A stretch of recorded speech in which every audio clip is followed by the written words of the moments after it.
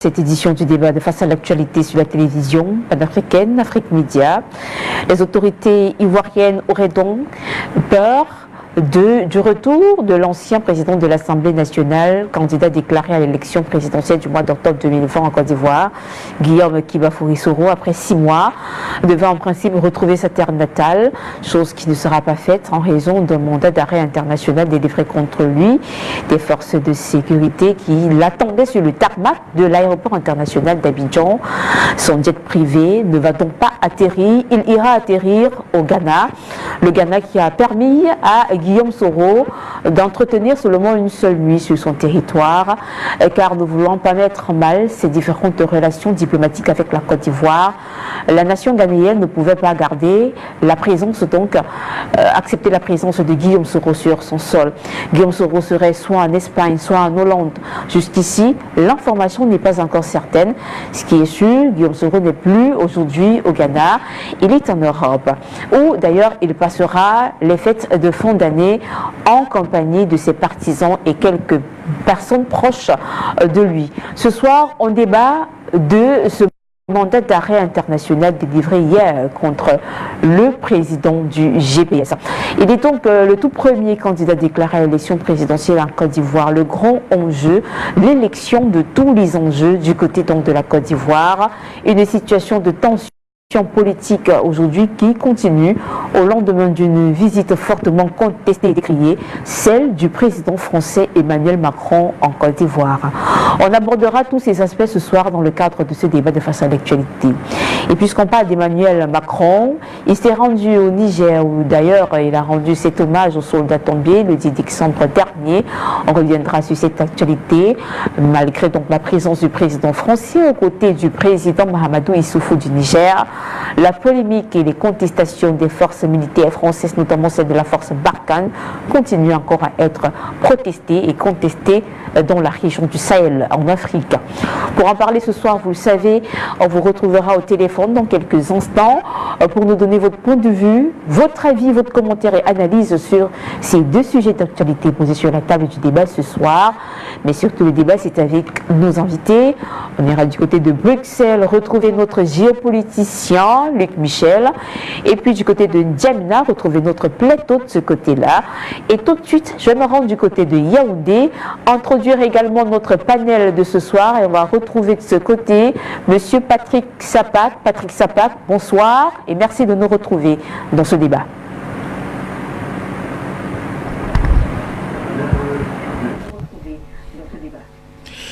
Bonsoir Victoire Dimala, bonsoir à toute l'Afrique, bonsoir aux 30 millions 392 408 000 âmes kilomètres carrés, je voulais dire, qui constituent la superficie de l'Afrique. Bonsoir à 1 milliard d'hommes qui constituent la population de cet espace-là. Et merci de m'accueillir sur ce nouveau forum pour orienter à la fois les masses africaines, les organisations sous-régionales, l'Union africaine, les chefs d'État, mais surtout, je reprends les masses africaines afin que tout le monde aille dans le sens des réformes structurelles. Merci une fois encore parce que c'est dimanche après dimanche, vendredi après vendredi, mardi après vendredi, nous y sommes par rapport à ce qu'on a appelé aujourd'hui face à l'actualité, c'est souvent les mardis, mais nous sommes obligés de tenir ce forum-là le lundi, compte tenu de l'exigence de la fête de la nativité demain.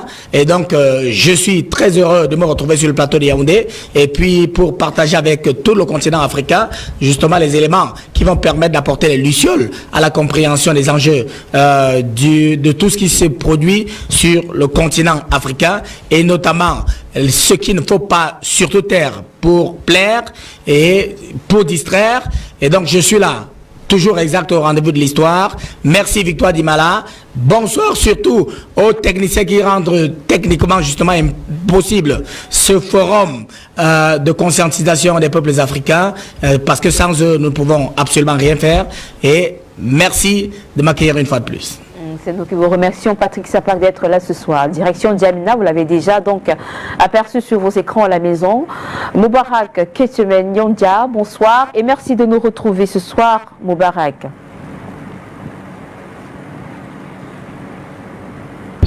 un réel plaisir de prendre la parole ce soir. J'implémente totalement, je dirais à 100% les propos de Saplak depuis Yaoundé, tout en ajoutant que il est important de mettre les pieds dans l'étrier, là où ça fait mal.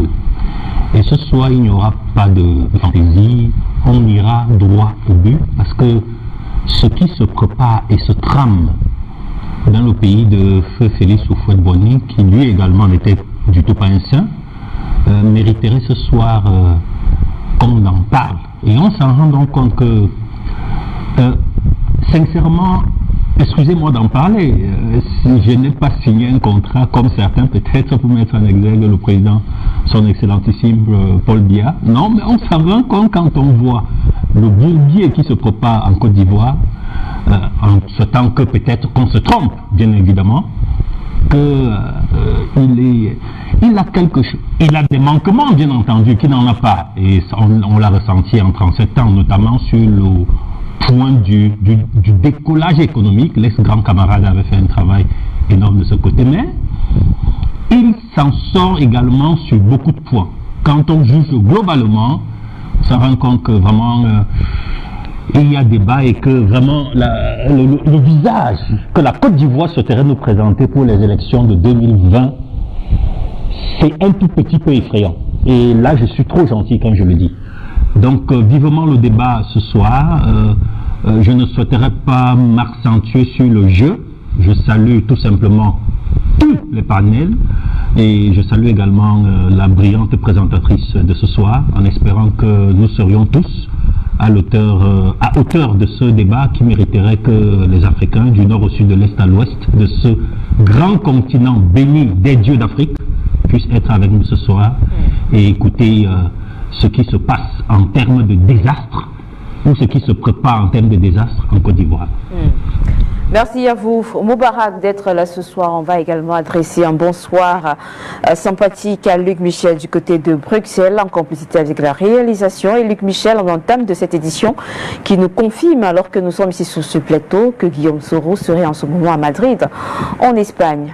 Luc Michel, bonsoir et merci de nous retrouver.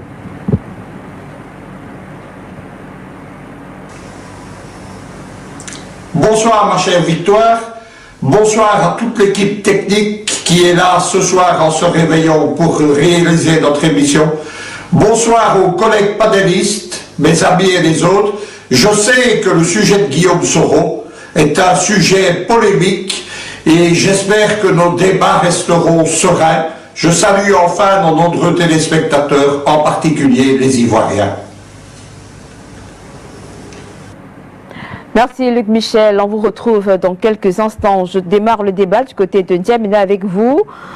Moubarak, les autorités ivoiriennes, en tout cas la justice de la Côte d'Ivoire qui a donc décidé d'émettre ce mandat d'arrêt international contre Guillaume Soro. On va démarrer par les motifs qui sont ainsi accusés à l'ancien président de l'Assemblée nationale, leader du GPS et candidat déclaré à l'élection présidentielle. À votre avis, ces motifs et ces accusations sont-elles montées comme l'ont déclaré les partisans de Guillaume Soro? Voilà, on m'annonce du côté de la réalisation que nous avons quelques difficultés à retrouver Moubarak du côté de N'Djamena. On vous retrouve Patrick Sapak en attendant qu'on puisse retrouver le plateau de N'Djamena. Quel est donc, Patrick Sapak, après avoir écouté cet extrait, la lecture que vous faites de ces motifs d'accusation contre Guillaume Soro par le procureur de la République de Côte d'Ivoire ce lundi soir au cœur de la télévision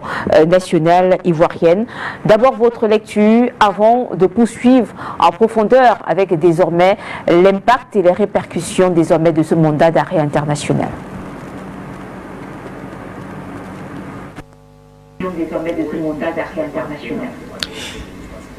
Merci Victoire Dimala, mais la lecture est trop simple. Nous avons connu, vous et moi, un épisode que l'on a couvert, celui de l'évacuation de Nathalie Yam du territoire ivoirien. Il y a pratiquement 2 ou 3 semaines, nous avons abondamment fait de la littérature là-dessus. Nathalie Yam est partie de la Côte d'Ivoire pour un motif clair. atteinte pratique en déphasage avec la sérénité de l'État. Quelque chose de ce genre. Alors, Nathalie Yam, vous et moi avons essayé de chercher quelles étaient les subtilités qui allaient conforter justement cette thèse. Rien n'est sorti du mur. On se retrouve aujourd'hui avec Guillaume Kibafori Soro qui a accompagné Ouattara de bout en bout pour nous faire les 13 000 morts en Côte d'Ivoire, avec tout ce qu'on a analysé édition après édition. Aujourd'hui, Soro, jeune comme il est, 47 ans, imaginez un seul instant justement que Ouattara est vieilli et qui n'a jamais été africain, au nom de ce qu'il a appartenu à la nationalité voltaïque. Et je vous ai souvent rappelé que la Haute-Volta, c'était un pays de malhonnêtes qui a été transformé en pays des hommes intègres par Thomas Sankara. Et donc, lorsque Thomas Sankara transforme ce pays en pays des hommes intègres, eh bien Ouattara n'a plus place dans ce pays-là. Et il est loin, ou alors à 10 000 lieues, d'être un Ivoirien, parce que vous et moi savons exactement ce qui se passe. Il est français.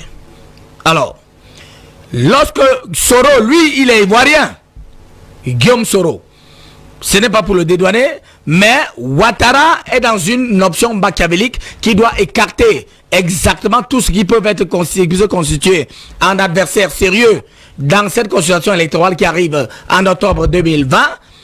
Alors, Soro s'est ravisé. On a souvent coutume de dire dans notre tradition africaine, notamment les Bantous, que mieux vaut tard que jamais.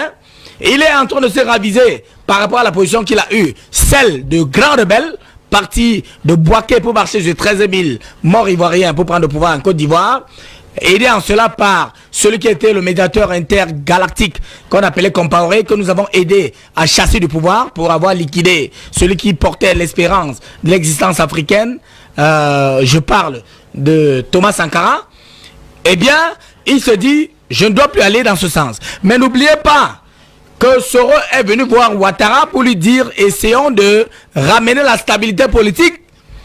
Et la stabilité politique, comme je l'ai souvent dit, c'est l'ouverture au dialogue politique et au dialogue social.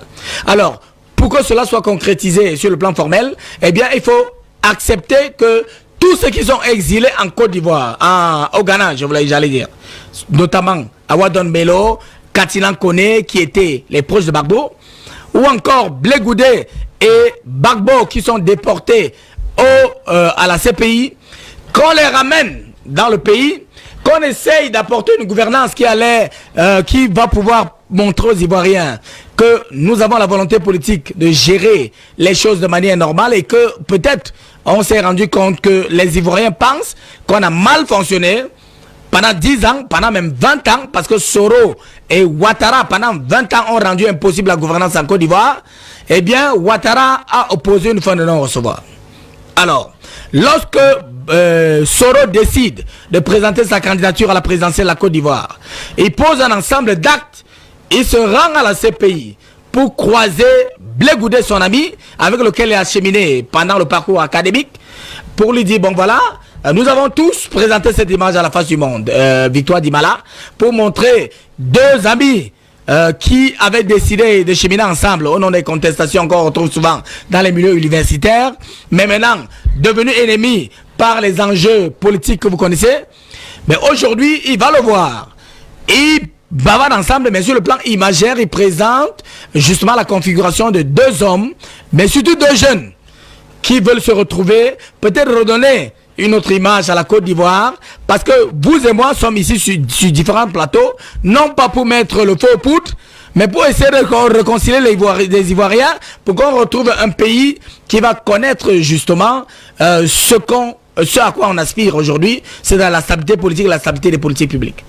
Alors, Guillaume Soro le fait savoir à Ouattara, qui a très peur, parce qu'il est très frileux aujourd'hui de voir Gbagbo, de voir Bédié ou même peut-être Blé Goudé prendre le pouvoir en Côte d'Ivoire. C'est pour ça qu'il a évoqué tout ce que vous avez présenté à la face du monde, c'est-à-dire une conditionnalité par rapport au non-respect pour lui du principe qu'il a annoncé en 2015, celui de ne pas se présenter à l'élection présidentielle. Eh bien, il faut que Bédié et Gbagbo ne se présentent pas, parce qu'ils sont les gens de sa génération. alors qu'il n'en a pas la préemption.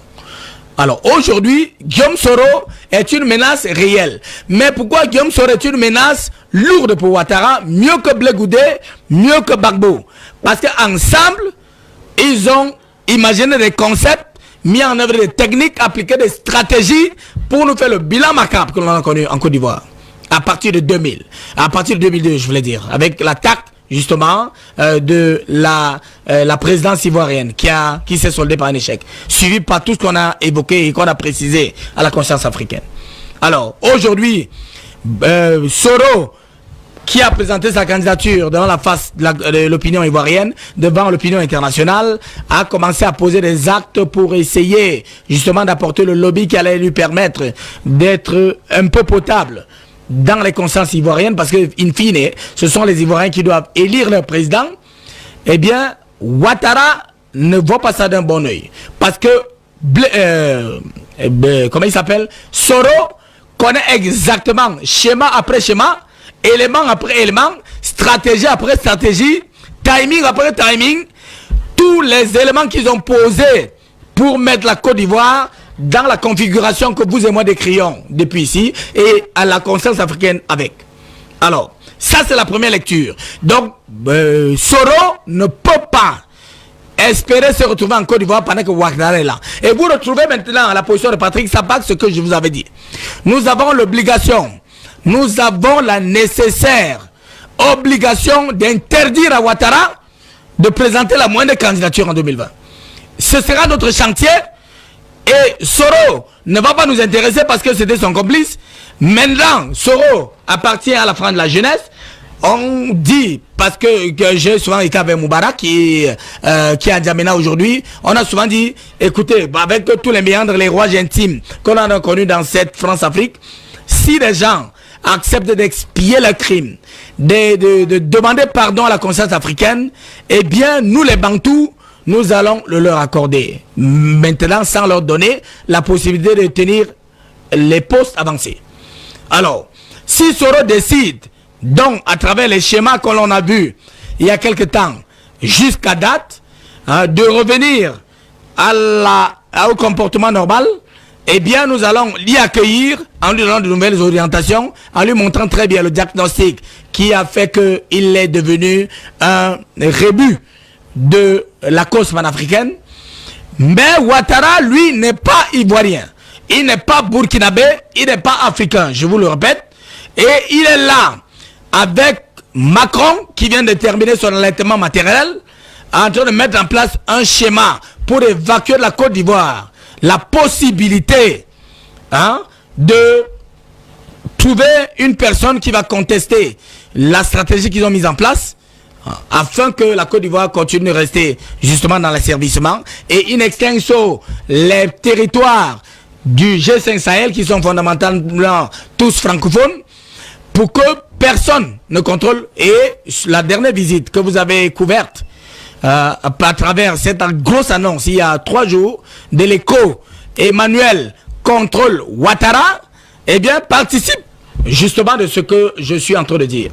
Donc, premier jet, Soro ne peut pas être encaissé par Ouattara dans la logique de ce qu'il a annoncé, devenir président de la Côte d'Ivoire. Et Ouattara ne veut pas entendre qu'il y ait seulement un seul couac ou une seule impasse ou quelqu'un qui va faire l'impasse à sa trajectoire, celle de contrôler son propre héritage politique à l'abri de toute compétition démocratique, parce qu'il n'a jamais été un Ivoirien. Il a marché sur 13 000 morts avec des dozos à partir de Bouaké pour arriver en Côte d'Ivoire, dénuder un président élu, dénuder une première dame légitime. Et aujourd'hui, nous savons ce qui s'est passé. Gbagbo est à la CPI parce qu'il n'est pas encore totalement libre, parce qu'il ne peut pas retrouver la Côte d'Ivoire. Blé Goudé n'est pas libre.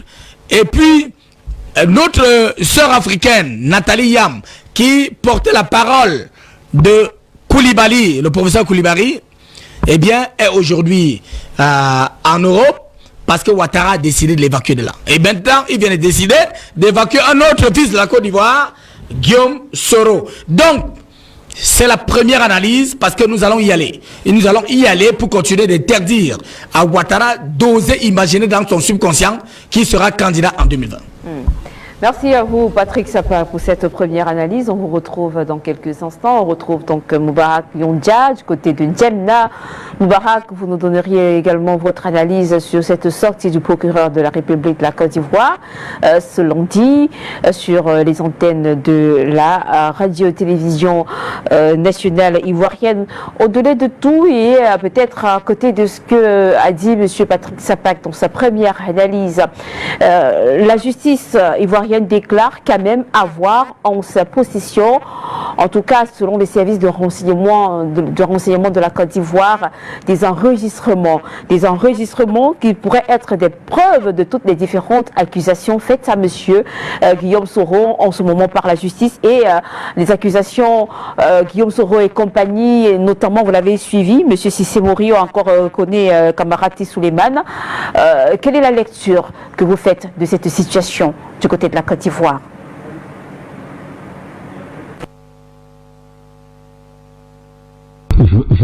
J'ai les larmes aux yeux, c'est pour cela que j'hésite. Nous connaissons tous, n'est-ce pas, la virtuosité de sa plaque de Yaoundé. Vous vous en rendez compte que quand il parle de ce dossier, lui-même se pose des questions.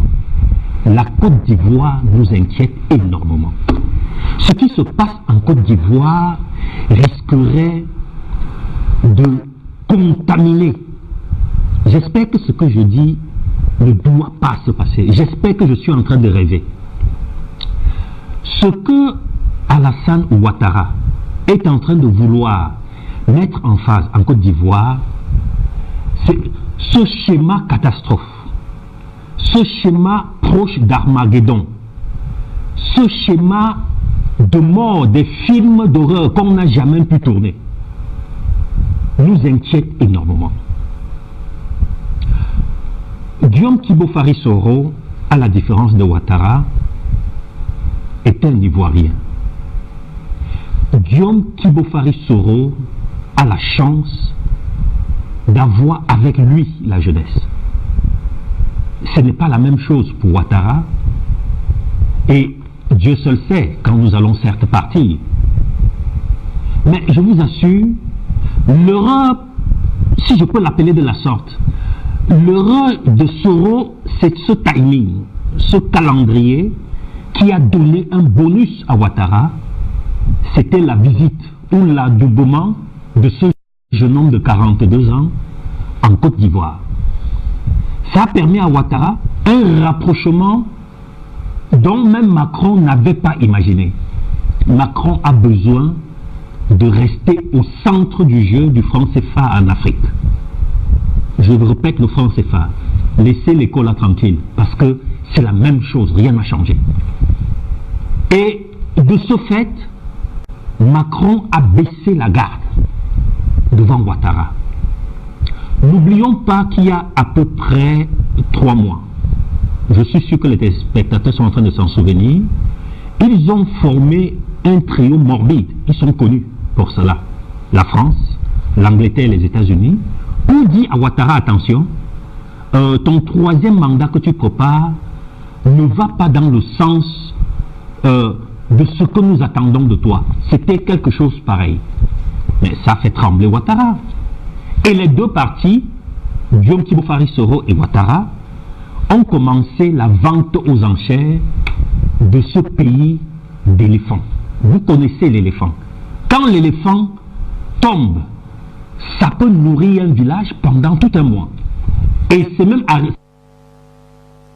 parce que on n'a pas encore trouvé traditionnellement comment est-ce qu'après un mois, on peut mieux garder la viande. La Côte d'Ivoire intéresse énormément Paris. Et dans cette division, dans cette perfidie, présentée en Mondovision, on a essayé d'autodétruire cela depuis qu'ils ont essayé, après la visite de Macron, et qui se retrouve avec les larmes de crocodile et les rires du caïman du côté du Niger, de montrer et de prouver que nos analyses sur ce plateau dépassent même, je dis bien dépassent même, les érudits en économie. Parce qu'ils sont tombés dans leur propre jeu. Ils sont tombés dans leur feu qu'ils ont créé. Et ce jeu de chaises musicales que Soro a voulu mettre en évidence, il a oublié qu'à la veille, Macron venait de quitter la Côte d'Ivoire et a raffermi Ouattara dans son jeu. Donc Ouattara se croit tout permis. Il est même allé, et bon, il s'est plus ou moins arrêté en cours de route, jusqu'à vouloir perquisitionner avec les policiers qui sont arrivés chez le deuxième président de la Côte d'Ivoire, voilà que son nom, Bédié, c'est l'office du Fouad-Boigny, hein, on doit le dire très très clairement pour nos téléspectateurs qui ne savent pas. Mais il s'est arrêté en se rendant compte que, et un peu Patrick Sapla vous l'a dit depuis Yaoundé, en se rendant compte que s'il a sous son dos Blé Goudé, Barbeau, je vous cite des noms qui représentent la surdimension spirituelle de la Côte d'Ivoire. Ce sont des Ivoiriens 1500%. Et Guillaume Kibofari Soro, s'il faillit ajouter Bédié, ce qui veut servir à la Côte d'Ivoire risque de ne pas passer. Il a un peu freiné avec Bédié. Or, la position de Bédié est claire, catégorique. Il ne voudrait plus avoir affaire à Ouattara. Rien à faire. Il va soit présenter sa candidature ou positionner quelqu'un. Et sur le chiquier de l'électorat en Côte d'Ivoire, il va falloir à Ouattara beaucoup d'efforts, même avec la participation de l'ONU, pour gagner ces élections-là. On connaît la force de frappe de ce parti du feu président de la République, feu Félix Houphouët-Boigny. On connaît la force de frappe. Vous savez, la politique a de ça, c'est que à un certain moment, même des alliances qui ne devraient pas se faire se mettent en face. Laurent Koudou-Bambo, le grand géopoliticien, le panafricaniste, avec tous les qualificatifs au superlatif absolu, suit à la lettre ce qui se passe dans son pays. Et il est prêt à tout. Nous espérons que les dieux d'Afrique devraient donner un souffle de vie à ce monsieur. C'est le rêve de tout panafricaniste. Même s'il a 100 ans, il a le droit de revenir au pouvoir. L'humiliation que ce monsieur a suivie, suivez mon regard, implémentée, et Saplar vous l'a dit en sa manière, par Guillaume Kibofari Soro. Mais je vous assure, la politique, et Soro, c'est un enfant spirituel, politique, de Laurent Gbagbo. Les ambitions personnelles de quelqu'un, plus royaliste que le roi, jusqu'à tuer Ibé. Si vous savez ce que Soro a fait, qu'il ne devrait pas faire pour arriver là où il est arrivé, vous allez comprendre que les 1 milliard qu'on vous présente, ou 1,5 milliard, c'est de la gnognotte.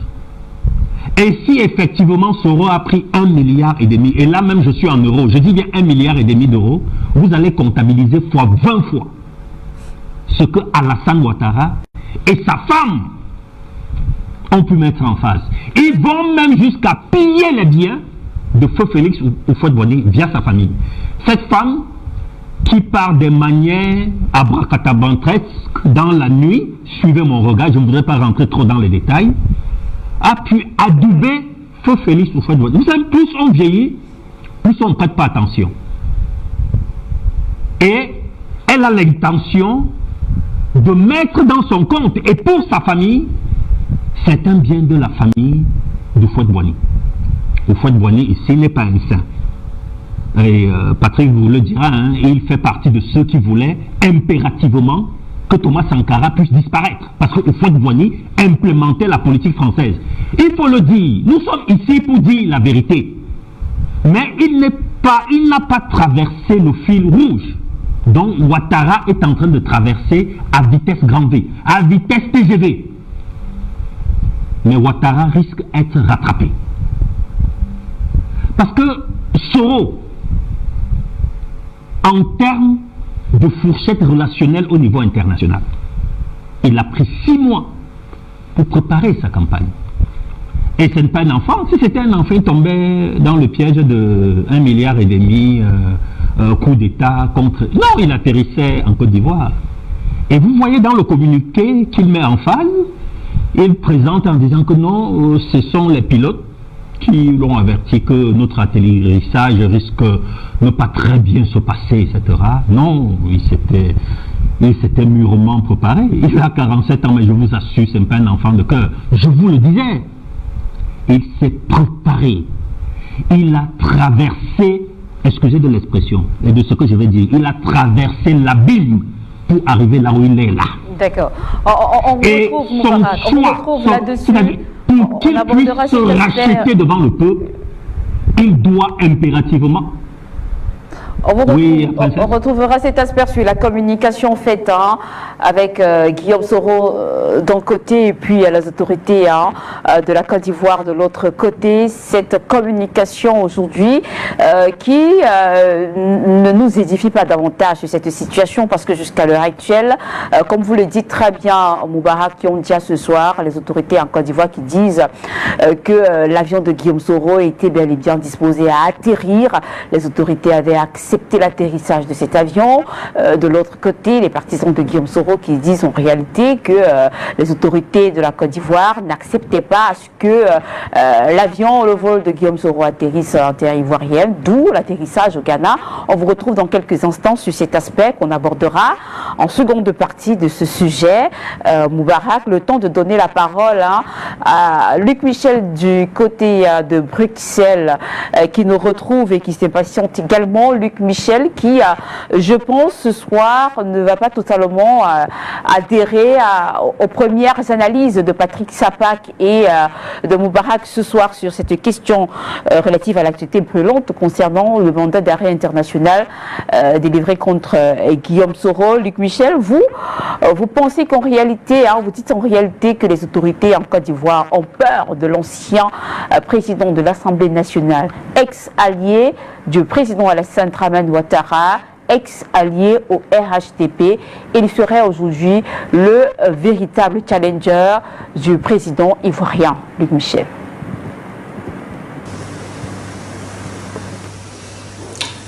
Macron était encore il y a quelques heures à Abidjan. Le patron de la France-Afrique 2.0 y a célébré la démocratie ivoirienne, souhaité des élections apaisées, enfin a eu le culot d'appeler à la réconciliation nationale. Nous sommes quelques heures après son départ. Aujourd'hui, le roi Ouattara est nu. Il n'est plus qu'un vieillard apeuré qui craint celui que la presse française précisément, France 24 notamment, appelle aujourd'hui son principal challenger. Le régime de Ouattara, c'est une dictature comme le sont tant de dictatures de présidents africains alliés et chéris par l'Occident. Nous avons des foules dans les rues, dans d'autres pays, pour démontrer ce qu'est la démocratie alignée sur Paris. Des forces considérables ont été déployées. 800 policiers, des centaines de gendarmes, des forces spéciales encagoulées, ceux que précisément les partisans de Guillaume Soro accusaient depuis 6 mois d'être des escadrons de la mort de Ouattara. On les a vus hier, face ouverte, face aux caméras. Tout cela pour empêcher le retour de Guillaume Soro à Abidjan et ses partisans de célébrer celui qui est le premier candidat déclaré à la présidentielle ivoirienne. La liberté de la presse bafouée. On a vu des journalistes molestés, arrêtés, leurs appareils photo et leurs caméras confisqués, du matériel détruit. Le respect de l'immunité parlementaire, le respect, la multiplicité des pouvoirs n'existe plus, on l'a vu en Côte d'Ivoire. On peut arrêter des parlementaires sans que leur assemblée, comme cela se passe dans tous les pays où on monte, lève leur humilité. C'est le cas notamment du député Lobognon hier, le bras droit de Guillaume Soro. C'est le droit, rappelons-le quand même, de Guillaume Soro, qui est député de Fouerké, brillamment réélu au mois de janvier 2018. Mais ça ne s'arrête pas là non plus. Les droits de manifester, les droits de se réunir pacifiquement, ça n'existe plus dans la Côte d'Ivoire de Ouattara. On ajoutera quand même, pour comprendre quels sont les rapports de force, que si Ouattara n'a jamais fait interdire les rassemblements du PDCI ou du FPI, c'est parce qu'il ne les craint pas, mais il craint Guillaume Soro. Il ne craint pas Gbagbo ou Blé Goudé, tout simplement, parce qu'il a manipulé Mme Bensouda pour les faire rester embastillés à La Haye. Il faut quand même rappeler que dans cet embastillement, dans ce maintien de Blé Goudé et de Gbagbo en Europe, il y a aussi une curieuse défense. Il y a des avocats qui, en faisant des actes de procédure que rien ne justifie, ont reporté les premiers débats du procès Gbagbo qui étaient prévus en ce mois de janvier au mois de juin. Ouattara, visiblement, ne craignait pas non plus le PDCI de Bédjé dont il connaît l'âge. Lui-même, qui est un vieillard apeuré, il n'a pas peur des gens de sa génération. Il a d'ailleurs annoncé fort hypocritement qu'il ne se représenterait pas si ceux-ci ne le faisaient pas. Mais par contre, l'homme qui fait peur, pas seulement à Abidjan, mais dans tout le pays, jusqu'aux provinces du Nord, qu'il a parcouru au début de cette année triomphalement, c'est Guillaume Soro.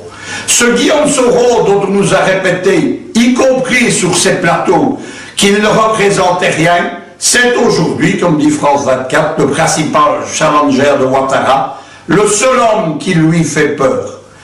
Ajoutons simplement encore quelque chose qu'il faut dire, c'est que on avait tendu évidemment à Soro un piège. Il avait une autorisation d'atterrir, précisons avant que les avions de ligne sur lesquels il comptait emprunter avaient été menacés d'attentats et de détournements et qu'il avait dû se résoudre à louer un jet privé évidemment dans lequel il est resté isolé des heures n'étant pas sur les grandes lignes aériennes, et c'est au dernier moment que ces réseaux infiltrés au cœur de l'État ivoirien l'ont averti de ce qui se tramait.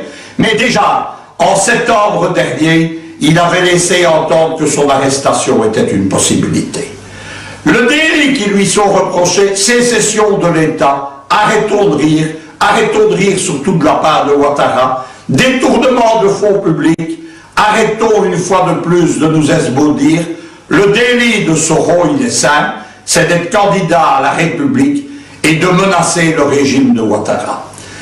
Je n'ai de cesse de répéter depuis 2015, lorsque j'ai décidé de soutenir le projet de pacification nationale et de changement de régime de Guillaume Soro en Côte d'Ivoire, j'ai toujours dit qu'il était le seul homme capable d'unifier l'opposition et de renverser le régime comprador de Ouattara. Nous en avons la démonstration ici. Le seul homme qui fait peur aux vieillards apeurés Ouattara, c'est Guillaume Soro. Ajoutons que la répression en Côte d'Ivoire a été sévère, gaz lacrymogène, coups de matraque, arrestations sauvages, intimidation de la presse. Le régime Ouattara, ce n'est pas une démocratie, c'est tout simplement une dictature appuyée par Paris qui fait, bien entendu, qui réprime sa population, qui arrête un de ses concurrents à l'élection présidentielle, qui arrête sans lever de leur immunité des députés dont Guillaume Soro. Que va-t-il rester de cette journée? Dans la seconde partie de mon analyse, je vous dirai quelle est la réaction de Guillaume Soro et aussi quelle analyse on peut en faire, mais il faut déjà dire quelque chose, c'est que Soro n'est pas du tout intimidé, c'est pas un homme qu'on intimide, il l'a prouvé, c'est ce qu'on lui reproche souvent, mais aussi que Ouattara, comme je l'ai dit, s'est mis à nu au milieu de la place publique. Il a désigné clairement aujourd'hui quel est le seul adversaire capable de le contester, capable de le renverser. Merci Luc Michel, on vous retrouve dans quelques instants en direction Yaoundé, retrouver Patrick Sapak une fois de plus. Patrick Sapak, on parle beaucoup du lendemain de la rencontre à Emmanuel Macron, Alassane Dramane Ouattara. À la suite de son séjour de 2 jours, le président Emmanuel Macron, le président français, est notamment revenu sur la question monétaire, celle de la monnaie éco ou encore franc CFA. Finalement, on se perd au milieu de toute cette similitude entre éco et franc CFA. La grande question ce soir, c'est à quoi s'attendre avec ce mandat d'arrêt international de Guillaume, délivré contre Guillaume Kibafouri Soro, le président du GPS et candidat à l'élection présidentielle en Côte d'Ivoire au mois d'octobre prochain. Au moment de la visite du président français Emmanuel Macron, l'opposition ivoirienne était très mécontente de la présence du président français en terre ivoirienne. Et on se rappelle que les actualités autour de ce séjour d'Emmanuel Macron nous faisaient état du fait qu'aucune espèce de manifestation ou de meeting de l'opposition n'était permis en présence au moment où le chef de l'État français est en Côte d'Ivoire. Guillaume Soro aujourd'hui est accusé de vouloir déstabiliser la Côte d'Ivoire. À votre avis, est-ce qu'aujourd'hui cela pourrait également avoir un lien avec la présence d'Emmanuel Macron en Côte d'Ivoire il y a quelques jours? D'Emmanuel Macron en Côte d'Ivoire il y a quelques jours. Absolument. Victoire Dimala. Et pour bien comprendre, vous allez repartir sur la situation de la Côte d'Ivoire sur la scène internationale, notamment en ce qui concerne la batterie juridico-légale. La Côte d'Ivoire n'avait pas ratifié le traité de Rome qui instruit justement la CPI. Une fois que Ouattara a accédé au pouvoir, après avoir marché sur les 13 000 morts, c'est la même France, nous étions là sous Sarkozy, qui lui demande d'aller ratifier le traité de Rome pour qu'il ait la possibilité d'envoyer à la CPI Laurent Gbagbo et in fine, plus tard, Blé Goudé. Alors nous nous retrouvons là dans le même schéma. Il est arrivé en Côte d'Ivoire, prétendument qu'il venait dans une option de renforcement des bases militaires françaises qui devaient combattre le djihadisme en Afrique. Mais là, vous avez eu l'écho qui est sorti pour dire qu'on bon, aujourd'hui nous allons arrêter avec l'écho, avec le franc CFA, remplacé par l'écho. Je rappelle que l'écho, c'est ce que j'ai décliné tout à l'heure. Emmanuel contrôle Ouattara. Ça n'a rien à voir avec une rupture sur le plan du contrôle de la politique monétaire. Parce que nous avons disséqué, lorsque ce monsieur est passé en Côte d'Ivoire, nous avons disséqué de manière claire que c'était une nouvelle entourloupe et que c'était une nouvelle imposture et une forfaiture, justement qui allait encore mettre à mal la vie communautaire de l'Afrique de l'Ouest, notamment francophone. Alors, Guillaume Soro, pensez bien, il a déjà déclaré avant que Macron ne vienne en Côte d'Ivoire qu'il allait être candidat. Et vous avez dit tout à l'heure, Victoire Dimala, que Luc Michel s'opposait à ce que j'avais produit comme analyse.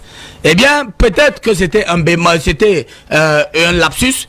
Ça n'a pas été le cas. Il a bien évidemment plutôt renforcé ma position. Alors, Guillaume Soro a annoncé qu'il allait être candidat à la présidentielle de la Côte d'Ivoire, à la suite de ce que je vous ai expliqué.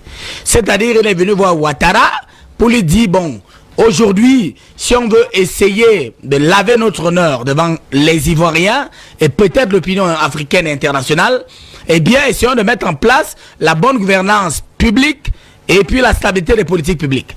La bonne gouvernance politique, c'est l'ouverture au dialogue politique et au dialogue social. Essayons de mettre en place. Faisons revenir nos frères que l'on a exilés à la force de notre velléité, notre volonté profonde de prendre le pouvoir. Ramenons-les en Côte d'Ivoire et puis essayons de mettre un terme à ce capharnaüm judiciaire qui se passe à la CPI. Essayons de voir comment on va régler au niveau de Namaka ces emprisonnements dans une justice par embuscade pour qu'enfin on puisse construire dans la conscience et le subconscient des Africains, notamment nos frères ivoiriens, l'idée qu'on a compris le message et qu'on peut s'être trompé. Mais Ouattara dit niet, Soro s'est braqué. Il a déclaré sa candidature. Il est sorti. Vous avez dit qu'il a fait 6 mois à l'extérieur. C'est pour aller positionner les pions. Parce que Soro lui-même, c'est un dangereux bandit. Donc, il faut faire très attention. Et donc, je pense, parce que il faut toujours accorder le bénéfice du doute à certaines personnalités lorsqu'elles décident ostensiblement et de manière claire d'emprunter certaines orientations. Il a décidé d'aller voir à gauche et à droite des gens qui allaient lui permettre de redevenir potable dans l'opinion ivoirienne. Il s'est amené à la CPI pour croiser son ami de longue date, Blé Goudé, et il a tenu un ensemble de discours iconoclastes que vous-même, vous avez présenté débat après débat, édition après édition, programme après programme, ici, pour montrer qu'il était en train de vouloir sortir de cette logique qui a entraîné 13 000 morts en Côte d'Ivoire, avant que Ouattara ne soit installé au pouvoir à la faveur du fait qu'il a annoncé aux Ivoiriens qu'il était désormais leur chef d'État dans un hôtel, à l'hôtel du Golfe, au-delà des institutions ivoiriennes. Parce que je rappelle à l'opinion africaine et internationale que le dernier organe juridictionnel devant statut en matière électorale et en matière constitutionnelle à Côte d'Ivoire, c'est la Cour constitutionnelle. Laquelle Cour constitutionnelle a proclamé Gbagbo vainqueur la consultation de 2010. Alors, ce monsieur ne peut pas accepter que Soro revienne en Côte d'Ivoire. Parce que Soro a déjà fait le maillage du lobbying sur la scène internationale.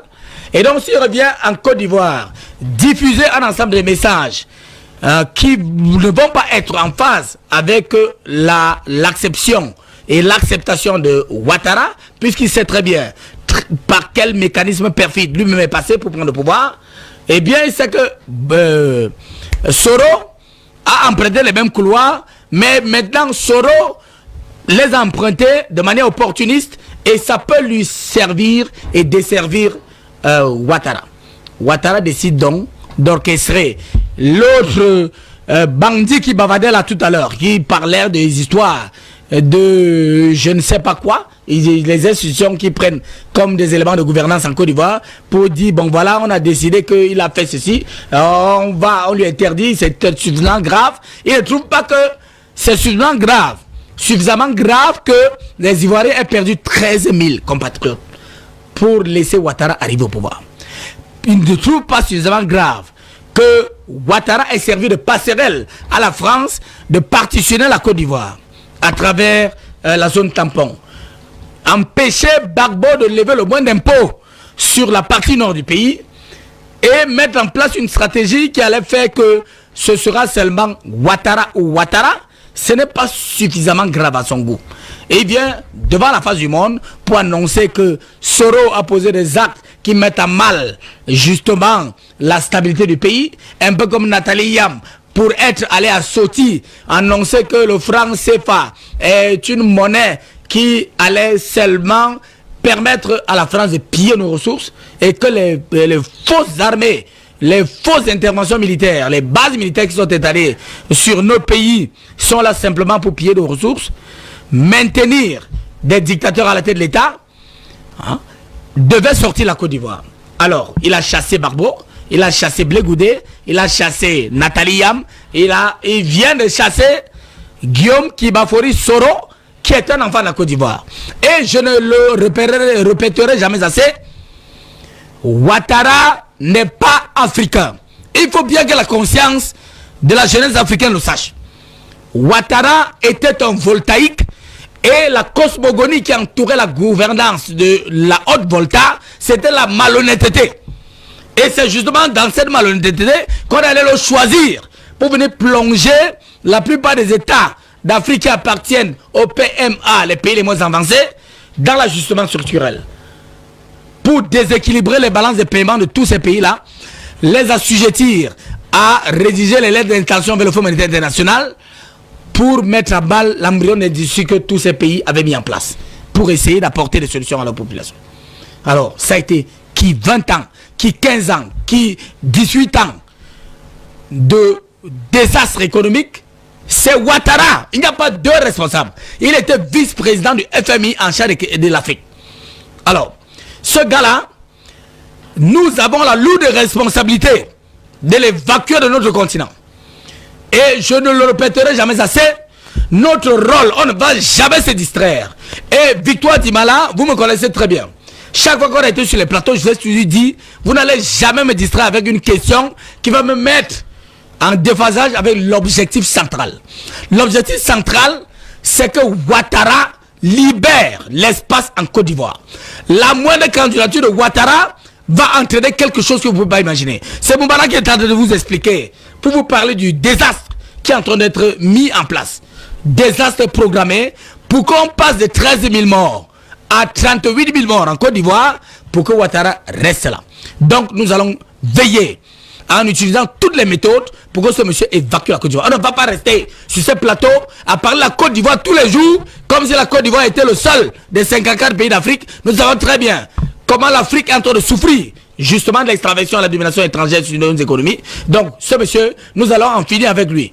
En 2020, il va se retrouver en France parce que c'est sa nationalité là-bas pour aller imaginer comment il va évacuer Macron, dont il va dire qu'il a mal géré la France, ou encore demander à Sarkozy, qui est dans des soucis judiciaires aujourd'hui, de venir rendre compte sur les 50 millions d'euros qu'il a reçus de Kadhafi pour financer sa campagne en France. Donc au niveau de l'Afrique ici, nous allons mettre en place toutes les stratégies. Et je dis, je répète pour sortir, que nous n'allons jamais délivrer la moindre stratégie parce que maintenant, on a beaucoup parlé. Nous faisons de la communication et c'est une communication stratégique pour dire à Macron qui vient de terminer son allaitement maternel il y a quelques temps en matière de connaissance des questions africaines qu'il va devoir attendre avec Ouattara à Paris. Ouattara ne sera plus jamais le locataire du palais présidentiel ivoirien. Merci. Merci à vous, Monsieur Sapak, pour cette autre analyse. On vous retrouve dans quelques instants, bien sûr, en précisant ce soir sur ce plateau, Patrick Sapak, que les chiffres officiels parlent de 3 000 morts en Côte d'Ivoire et non de 13 000 morts. En tout cas, peut-être que vous allez réagir tout à l'heure, mais je fais mon devoir de journaliste à Patrick Sapak. On vous retrouve et puis après, on retrouve Moubarak dans quelques instants. Moubarak, on va tout d'abord prendre les téléspectateurs qui se bousculent au standard et juste après, les appelants, on vous retrouve en Djamna. On accueille Monsieur Cissé qui nous appelle depuis la Côte d'Ivoire. Monsieur Cissé, bonsoir.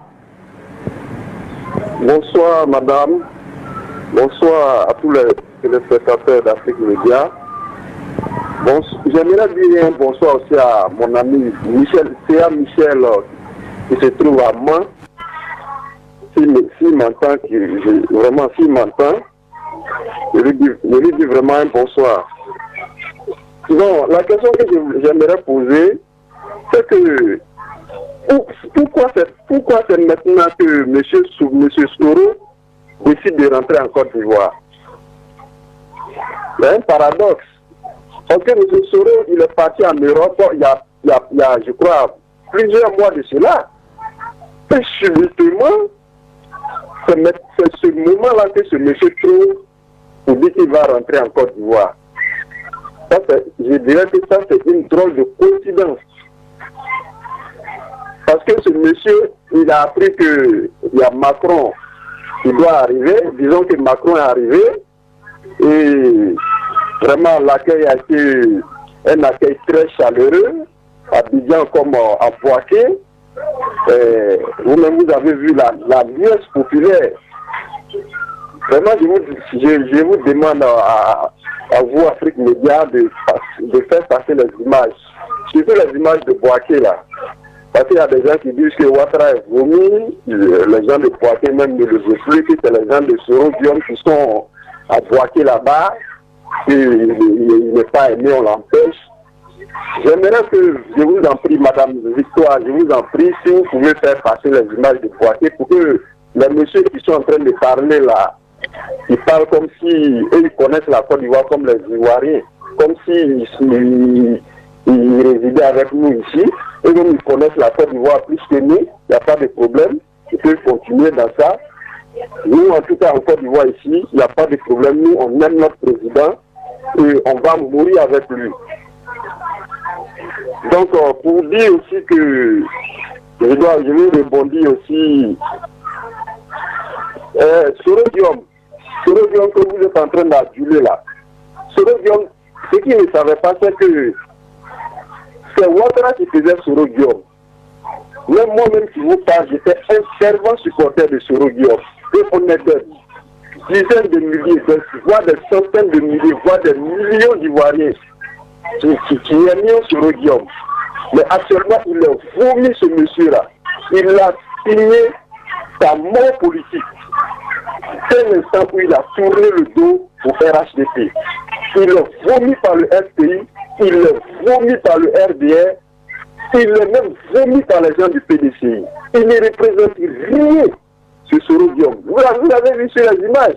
Il y avait combien de personnes qui étaient qui sont allées à son siège ou bien à son domicile là. Hein? Ici, on va prendre Armand depuis la ville de Marois. On va donner la possibilité à d'autres téléspectateurs de s'exprimer. Armand, bonsoir.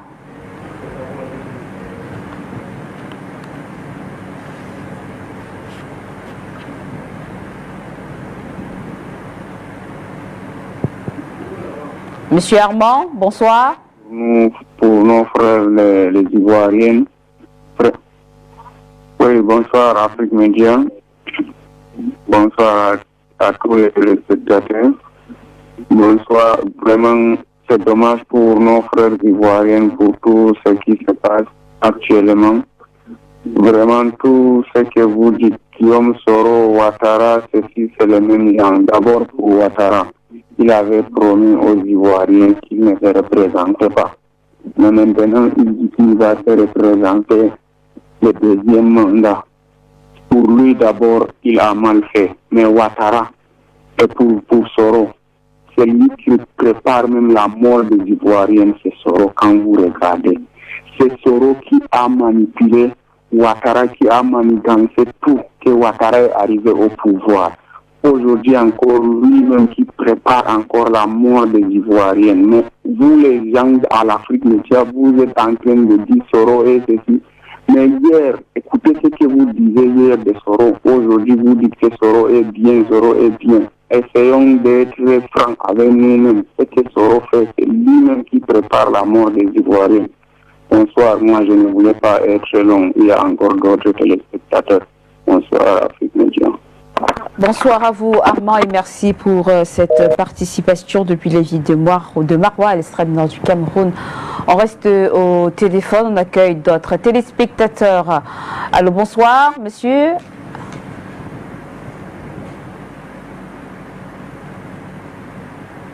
Allô, bonsoir. Allez-y, hein, vous êtes à l'antenne, on vous écoute.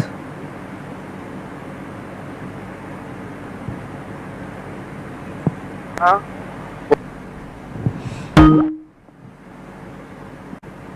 Voilà, je pense que nous avons perdu cet appelant. On accueille Zerfel qui nous retrouve. Zerfel, bonsoir. Ok, bonsoir Victoire. Bonsoir à vos invités. Bonsoir à tous ceux qui sont là aujourd'hui pour nous informer, pour nous donner un peu de chaleur dans le cœur. Je vous souhaite d'abord une bonne fête de Noël à toute votre famille et puis sans oublier personne. Alors, moi, je voulais tout dire tout simplement que ce qui se passe aujourd'hui en Côte d'Ivoire, ça fait tellement honte que tous les Africains qui regardent aujourd'hui la Côte d'Ivoire, c'est tellement honteux que ce monsieur-là, c'est-à-dire que je ne sais pas si c'est un être humain, quoi. Je parle de Dramane Ouattara. Parce que tu peux pas, même si on t'a mis à la tête d'un pays, il faut mettre un peu d'eau dans ton pain. Tu te dis que tu es un président, mais tu te comportes comme un tyran qui n'a rien à voir avec l'être humain qui est en face de lui. Avec tout ce qui bouge en Côte d'Ivoire doit être en prison ou doit te tuer. Ouais, je te comprends. Parce que tu es vomi par les Ivoiriens aujourd'hui. Avec tout ce que tu fais en Côte d'Ivoire, il n'y a pas quelqu'un qui s'intéresse à ça. C'est ça qui t'énerve et puis tu tues tous les Ivoiriens. Sinon, pour un vrai Ivoirien, là, qu'est-ce qu'on n'a pas dit sur Houphouët-Boigny? Même sa femme, Thérèse, elle était, comment dirais-je, une femme respectée comme ça. Il y avait des étrangers qui parlaient d'elle. Hein? Alors donc, Houphouët n'a jamais arrêté quelqu'un qui insultait sa femme.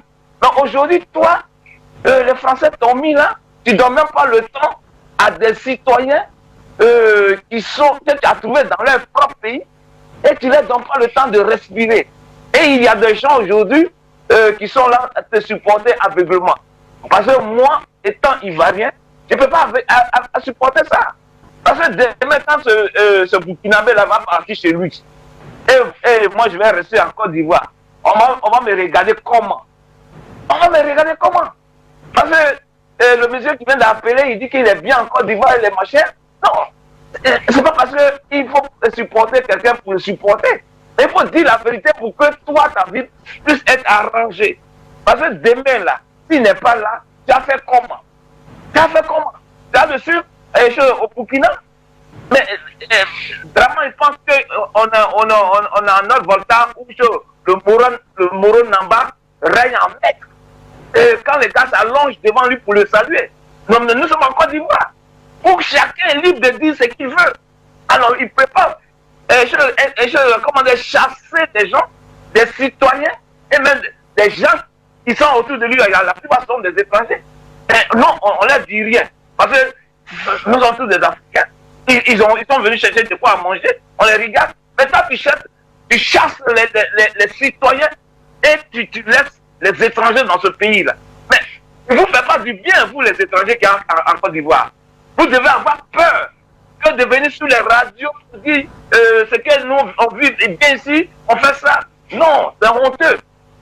En train de chasser, le monsieur qui est venu, Soro, lui, il t'a aidé pour venir au pouvoir. C'est pas forcément qu'il soit collé à toi tous les jours. Parce que quand tu ne seras pas là demain, là, comment il va vivre?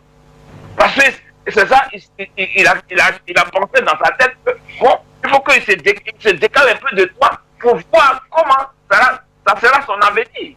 Alors, cela lui coûte aujourd'hui tellement cher, nous autres, qu'il a fait du mal. Ça, c'est entre vous, parce que nous sommes tous des êtres humains, c'est moi je parle comme ça. Sinon, c'est que Sora, lui-même, il a fait aujourd'hui, là. Lui-même, c'est ça qui est en train de piller. Parce que, comment dire, on a vu ça en Angola, Zambie et puis l'ancien président, son nom m'échappe pas. Alors, ils ont fait la même chose. Voilà, merci à vous, Zerfel, pour cette participation.